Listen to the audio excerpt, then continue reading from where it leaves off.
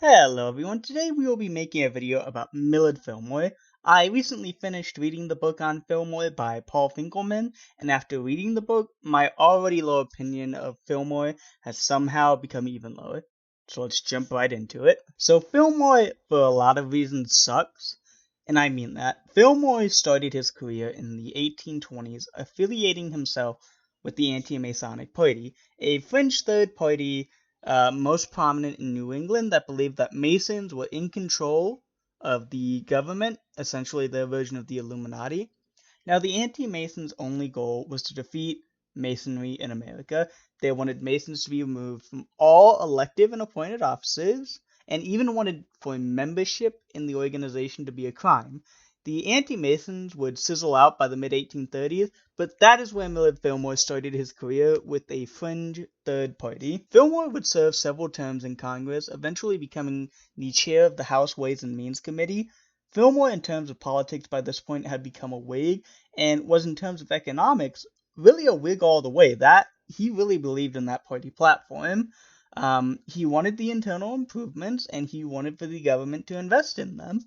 But when it came to slavery, Millard Fillmore and his views were not clear. He did not speak publicly on the issue, but his views were that of a doughface. Fillmore believed that slavery was evil, yet all of his actions and views on slavery seemed to indicate that it didn't really bother Fillmore.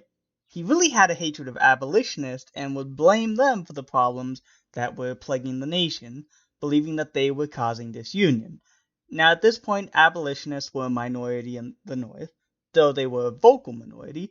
Fillmore, as we will see later, would spend much of his time trying to appease the South and slave owners. One quote that is often brought up when discussing the issue of slavery and Millard Fillmore is this one: "God knows I detest slavery, but it is an existing evil, and we must endure it and give it such protections as is guaranteed by the Constitution." In New York, Fillmore's home state, he spent most of his time fighting for control of the New York Whig Party, fighting for that control with Thurlow Weed and William Seward.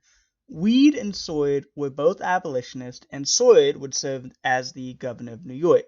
Fillmore was wanting to keep control of the New York Whigs, and would constantly be fighting these two throughout his career. Even while he was president, Fillmore was never able to pull away from state politics to focus on things at the national level. Another trait of Fillmore that made him a jerk was the fact that throughout the entirety of his career, he was also anti-Catholic. So to give a little bit of context, America at the time was mainly a nation of Protestants, and most Catholics did not send their kids to public school because they didn't want them to be forced to read the Protestant Bible, as was the custom at the time. So they would send their kids to private schools. Fillmore wanted to get rid of these private schools and force them to go to public ones where they would be forced to read the Protestant Bible. Now, he didn't do this because he didn't want religion in schools. He just didn't want them teaching their religion in schools. Fillmore in the 1840s, after leaving Congress, would attempt to revive his political career by getting the Whig vice presidential nomination. His first attempt would be in 1844, and Fillmore thought at the time that he would be a good nominee, and honestly, I'm not sure why. The vice presidential nomination at this point was mostly used as a political tool. If the president was from the North, then the vice president was from the South, vice versa. If the vice president supported the expansion of slavery, it was typically because the presidential nominee did not support the expansion of slavery, and that was generally how things went. The VP nominee was normally someone who had some national prominence, so again, I'm not really sure why Fillmore thought he would be chosen, but he did think he would be. The nominee in 1844 would be Henry Clay, a slave owner from Kentucky, and his VP nominee would be Theodore Frelinghuysen. I just butchered that, I'm sorry, who was a senator from New York and much more prominent than Millard Fillmore. Fillmore would make his comeback in 1848 when he was elected as the Comptroller of New York, and in 1848, in the aftermath of the Mexican-American War, Fillmore was again vying for the vice presidential nomination. This election, though, would be very different. The Whig nominee in this election would be the war hero Zachary Taylor. Taylor was a slaveholder from Louisiana and was seen as safe on the issue of slavery by Southerners, and as such, the Northerners wanted to have the VP nominee be somebody that they believed would be safe on capping the expansion of slavery into the territories, so they picked Millard Fillmore. Boy, did they make a mistake. Fillmore had rarely spoken on the issue of slavery, and his backers just assumed that because he was from the North, that meant that he would be safe on the issue, just as those in the South had assumed Taylor would be safe in supporting the expansion of slavery. In a moment of irony, it soon became apparent that Taylor was the one who opposed the expansion of slavery, while Fillmore was fine to let slavery expand. Taylor and Fillmore would win the presidential election of 1848, and in February 1849, the two men would finally meet for the first time. Yeah, Taylor and Fillmore didn't meet until after the election had finished. This would be pretty indicative of the relationship that the two men would have over the next 16 months, but at this point in history, vice presidents were not considered as a part of the cabinet, and as such were not invited to cabinet meetings. This becomes important later. Fillmore, however, took this personally, even though it was the customary practice of the time, and Fillmore would grow to dislike Taylor's cabinet. The biggest issue of the time was slavery, and in the aftermath of the war, the debate on slavery in the territories raged. Henry Clay, who had been a founder of the Whig Party and who hoped to solve the issue, introduced the Compromise of 1850. The Compromise was a series of 5 bills, and the bills were lopsidedly pro-Southern. So let's start with the 2 bills that were touted as victories for the North. The most important was that California would be admitted as a free state. Now, there was no way in hell California would have been admitted as anything other than a free state. Even most fire-eater, pro-slavery, slavery everywhere Southerners admitted that. The second bill was that no slave auctions would be allowed in D.C. Not that slavery would not be allowed in D.C., just no public sales of slaves, so private sales were still completely legal.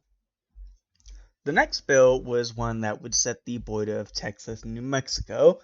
Texas was claiming vast swaths of New Mexico territory and was threatening to send troops to capture that territory. This wouldn't have happened, and Taylor, in the unlikely case that it did, had stationed troops in New Mexico. Texas, in exchange for giving up its land claims over New Mexico, would also have its debt assumed by the federal government. The 2 final bills were these. One that would destroy the Missouri Compromise, which had held the nation together for the last 30 years. The first bill was one that would organize territorial governments for Utah and New Mexico and open them to slavery.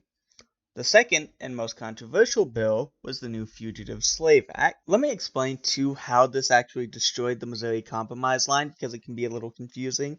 Essentially, the idea was that when the Compromise of 1850 passed, that the Compromise of 1820 became null and void, and that was very much so important when the Kansas-Nebraska debate comes up.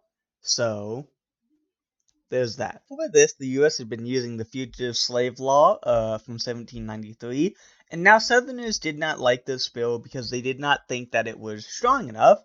The new bill was much stronger, to the point of endangering civil liberties. The bill gave the federal government the role of overseeing the recapture of slaves. If a slave escaped, then the owner of that enslaved person could go to a judge and get a court order to go into the North and get them. This was done with the help of federal marshals, and the marshals could form a posse to enforce this law, and all good citizens were encouraged to help the marshals in the enforcement of it. Now, the standard proof that was required was non-existent, and I do mean that. This law would allow for the capture of free people who had never been slaves, and they would have no recourse against it at all. They were not even allowed to testify at their own hearings. Northerners detested the bill as they did not want to help return people to slavery. Now, the Supreme Court had ruled in 1842 that states did not have to let the federal government use state facilities such as jails to help return fugitive slaves. Northern states, understandably, did not help the federal government enforce the law by letting them use these state facilities, and Fillmore was enraged at this and thought that they should. Southerners did not like this compromise because they thought that it was an assault on their rights. Yes, Southerners who were being given a lopsided compromise that gave them basically everything they want while losing nothing, thought that the compromise was an assault on their rights. Can't make this stuff up. So this was the compromise that was proposed and supported by Henry Clay as well as Daniel Webster. President Taylor did not like the compromise. He wanted for California to be admitted without delay as a free state. He also wanted this for New Mexico as well. The president did not want slavery to expand, even though he himself was a slaveholder, and the president likely would have vetoed the bill. Fillmore, who was serving as Taylor's vice president, told Taylor that if the compromise tied in the Senate, that he would vote in favor of it, and thus against the administration. Earlier I said that Taylor likely would have vetoed the compromise, and the reason that it is only a likely veto is because Taylor died right in the middle of the debate on July 9th. Fillmore was then sworn in as the 13th president, and he waited until the next day actually to be sworn in. It was a different time, and the country could go one night without a president. Honestly, we could have gone maybe 2.5 years without Millard Fillmore, but that is besides the point. Upon entering office, Fillmore would receive the resignation letters of Taylor's cabinet. This was a customary thing that was done, and it was more ceremonial than anything else. Looking to the first president who ascended to the office, John Tyler, he did not accept the resignation of Harrison's cabinet and kept them on until they decided to resign or until he found a replacement for them. Makes sense, right? Well, remember how we spoke earlier on how Fillmore was upset that he was not a part of the cabinet? Fillmore intensely disliked Taylor's cabinet, which did include several party bigwigs such as Thomas Ewing, who was serving as Secretary of the Interior. When these men offered to Fillmore their resignations, he accepted them. The entire cabinet. I don't think that it is shocking that no other president since has done this, for obvious reasons. Fillmore was now in the middle of a national crisis, decided to decapitate the executive branch. Now, Fillmore was able to quickly fill several positions, but these appointments were rushed, and it took several months for a few of these spots to be filled, such as the Secretary of War and the Secretary of the Interior. Fillmore supported the compromise, and as such, each time one of its bills passed and came to his desk, he signed them into law. And in the words of the YouTube channel Oversimplified, the issue of slavery was solved and would never come up again. Until it did. Fillmore was intent on enforcing the Fugitive Slave Act, and he was adamant that it could not be changed at all, meaning that Fillmore had absolutely no problems that free blacks in the North had no protections against being kidnapped and put into slavery. In the North, the response to the bills was one of anger. Many people who had not even been anti-slavery were outraged by the bill and became radicalized by it. Fillmore would call any Northerner who criticized the bill and who refused to join a posse to recapture escaped slaves a traitor. No exaggeration, he called them traitors. He didn't even call the Texans who were prepared to make war on the U.S. over New Mexico traitors. He called them trespassers. Fillmore had the Attorney General make several indictments against people who had not enforced the fugitive slave law, and he charged them with treason, even going so far as to have people who had nothing to do with the actual breaking of the law charged. One of the people he did charge was one of the few black lawyers in the nation who by all accounts had not broken the law. The main reason being that Fillmore wanted to show that the law could be enforced everywhere, including places like Boston, in large part to defend the honor of his Secretary of State, Daniel Webster, who had become a pariah in his home state after he voted for and spoke passionately for the compromise. Fillmore wanted the Whig nomination in 1852, and that influenced many of his actions. He staked his strategy on trying to gain the support of Southern Whigs by enforcing the compromise, and it did work, and the South called for Fillmore to be renominated. The most complicated factor was that Northern Whigs wanted the nominee to be Winfield Scott, the famous general, and the third was that Fillmore's Secretary of State also wanted the nomination. Webster never would have been nominated, and that was clear, but Fillmore did nothing to try and get him to release his delegates, and the nomination went to Winfield Scott. Scott lost the election in a landslide to Franklin Pierce, and shortly after, Fillmore would leave office. Less than a month later, his wife Abigail died, and while Fillmore mourned her loss, he would travel around Europe. In 1856, Fillmore, who had never been that fond of immigrants or Catholics, joined with the Know Nothing Party as their standard bearer in the election. He lost. The only state he took was Maryland. While in office, Fillmore had actually negotiated a treaty with Switzerland that allowed for discrimination against Jewish Americans. The treaty was initially withdrawn and renegotiated, but nothing actually changed, and the discriminative nature of the treaty remained. After his loss in the election of 1856, Fillmore went fully into retirement. He spent time touring Europe, he met with leaders, and even the Pope at one point, though only after he was assured that he would not have to kiss the hand of the Pope. When Fillmore returned to the U.S., the Civil War was on the horizon, and at first Fillmore seemed supportive of the war. He had formed a militia of older men who, while they would never actually fight, was a symbolic gesture. He raised money for men who were wounded by the war. That was until the latter half of the war, when Fillmore voiced his opposition because it would put the U.S. into debt, not caring about the fact that many people would remain in bondage if the Union lost this war. So Fillmore was now a Copperhead, and he wouldn't support the war. In 1864, he voted for George B. McClellan, and the result of this would be a loss of respect for Fillmore, but not enough to seriously damage him in his hometown of Buffalo.